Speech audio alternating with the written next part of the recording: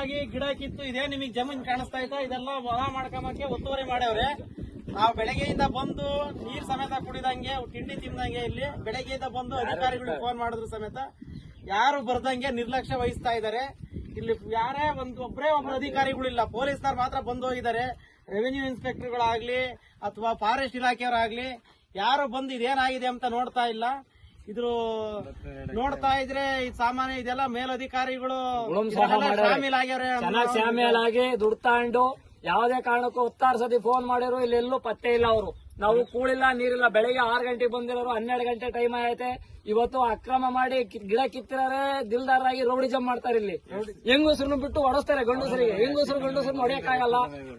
ಈಗ ಇಷ್ಟು ಜನ ಬಂದು ಇಲ್ಲಿ ನಾವು ಸಾಯ್ತಾ ಇದ್ವಿ ಕೂಳು ನೀರಿಲ್ದನ. ಸೆಕ್ರೆಟರಿ ಅವರು ಬತ್ತೀವಿ ಅಂತ ಬೆಳಗ್ಗೆಯಿಂದ ಬರೀ ಹೇಳದ್ರಾಗೆ ಇದಾರೆ, ಅವರೆಲ್ಲೂ ಪತ್ತೇನೇ ಇಲ್ಲ. ಪೊಲೀಸ್ನವ್ರು ಬರ್ತಾರೆ, ಅವ್ರು ನಮ್ಗೆ ಇನ್ನೊಂದ್ ಕಡೆಗೆ ಬೀಟ್ ಬಂದೈತೆ ಅಂತ ವಾಪಸ್ ಹೋಗ್ತಾರೆ. ಅವರು ನಾವ್ ಯಾರಿಗೆ ಕ್ರಮ ಕೈ ತಗೊಳ್ಬೇಕು ಅನ್ನೋದ ಸ್ವಲ್ಪ ಹೇಳ್ಬೇಕು. ಅಕ್ರಮವಾಗಿ ಹಗಲು ಫಾರೆಸ್ಟ್ನವ್ರಿಗೆ ಹೇಳಿದ್ವಿ, ಅವರು ನಿನ್ನೆ ಕರೆಸಿದ್ವಿ, ಅವರು ಬಂದು ಹೇಳೋಗಿದ್ದಾರೆ.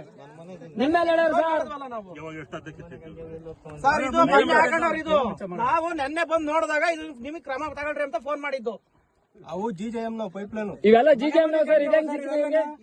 ಸಿಕ್ಕಿ ಅವ್ರಿಗೆ GJM ಸಿಗ್ತಾವ ಗೌರ್ಮೆಂಟ್ JJM ಯೂಸ್ ಮಾಡ್ಬೇಕಿತ್ತು. ಜನರ ಇದು ಯಾರು ಬೇರೆ ಯೂಸ್ ಮಾಡಂಗಿಲ್ಲ.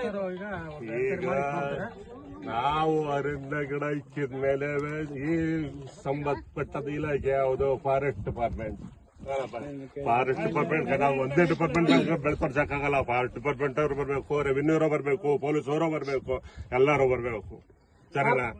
ನಾವು ಅವ್ರೆಲ್ಲ ಕೇಳಿದ್ಕೆ ಅವರು ಲಾಸ್ಟ್ ನಿಮ್ ಮೇಲೆ ಹೇಳಿದ್ರು RI ಡಿಪಾರ್ಟ್ಮೆಂಟ್ ಅಂತ ಹೇಳ್ಬಿಟ್ಟು.